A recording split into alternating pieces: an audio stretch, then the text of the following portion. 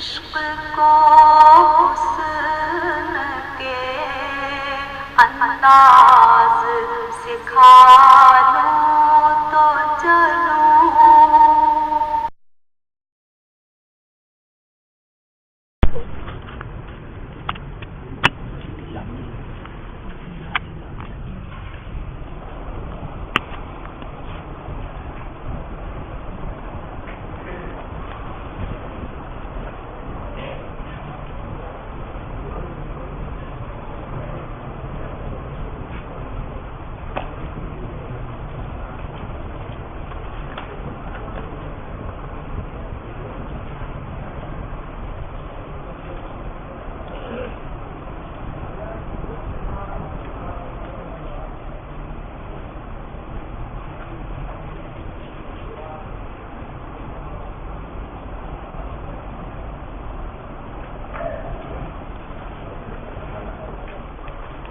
اچھا جی.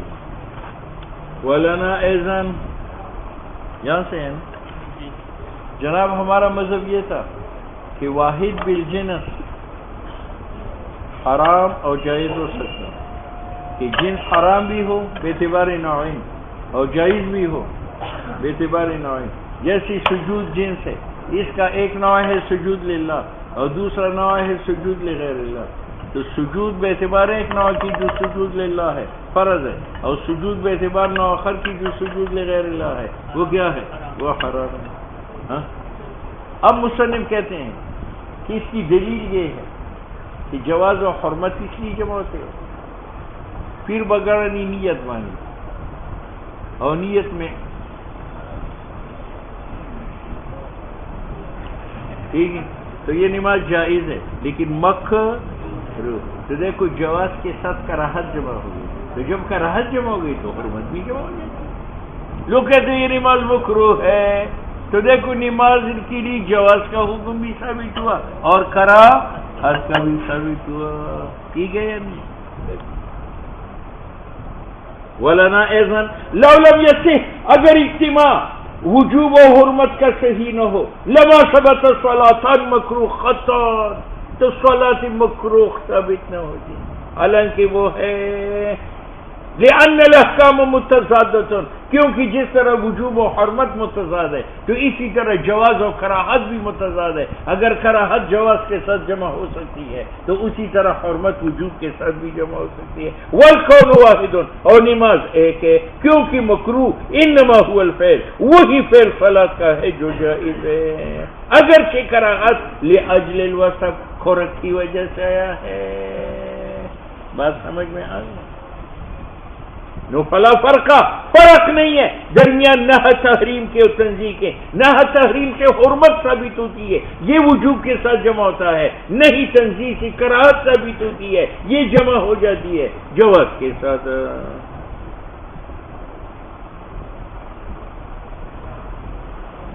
یہ ایک لیکن ذرا مشکل ہے.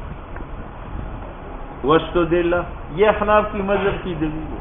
ہم نے کہا کہ حرمت و وجوب جمع ہو سکتے ہیں، حرمت و وجوب جمع ہو سکتے ہیں. بات سمجھ میں آئی؟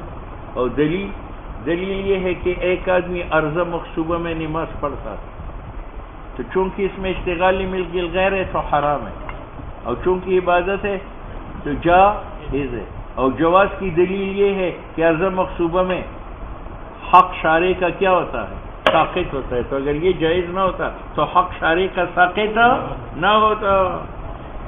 واستدلوا لو لم يصح اگر صلاۃ عرضہ مقصوبہ میں صحیح نہ ہو لما سقط التکلیف ہو تو عرضہ مقصوبہ میں نماز پڑھنے سے حق ساقط نہ ہوتا. قال القاضی وقد سقط، اور قاضی نے کہا ہے کہ ساقط ہے اجماعا. بات سمجھ میں آ گئی؟ اب اس پر اعتراض ہے کہ تم نے کہا صلاۃ فی عرض مقصوبۃ سے اسقاط آتا ہے اور اجماعاً آتا ہے. کہتے اجماعاً کہا، اس سے پہلے اختلاف گزر چکا ہے. امام احمد نے فرمایا لا تصح، وہ نماز جب صحیح نہیں ہے تو اسقاط نہیں ہے، جب اسقاط نہیں ہے تو امام احمد کا خلاف آیا اور آپ یہاں اجماع نقل کرتا ہے. وربما يمنع تحقق الاجماع، اذ لو کانا، اگر اجماع ہوتا لعرفہ احمد، امام احمد اس کو پہچانتا اور وہ لا تصدیق کا قول نہ کرتا، اور اس نے کیا ہے. ٹھیک ہے، تو یہ دلیل غلط ہے. ثم ادعا، یہ بھی دلیل ہے احناف کی مذہب پر. احناف نے کیا کہا تھا کہ وجوب و حرمت جمع ہو سکتا ہے. کیسے؟ یہ مروت کا مکان ہے، یہ منبر، میں نے غصب کیا تھا، میں نے 3 روزی تبلیغ میں لگائی، مسلمان ہو گیا، تو میں جا کر اب اپنا بستر نکال رہا ہوں. تو نکالتے یہ تفریق لملک الغیر ہے، اور یہ واجب ہے یا نہیں؟ لیکن تفریق کرتے میں تصرف کرتا ہوں ملک غیر میں، اس کے گھر میں قدم رکھتا ہوں، چلتا ہوں، سانس لیتا ہوں، اور یہ اشتغال ملک غیر کا ہے اور یہ حرام ہے. تو دیکھو یہ خروج جو ہے یہ من حیث انہ تفریق لملک الغیر یہ واجب ہے، اور من حیث انہ اشتغال لملک الغیر یہ کیا ہے؟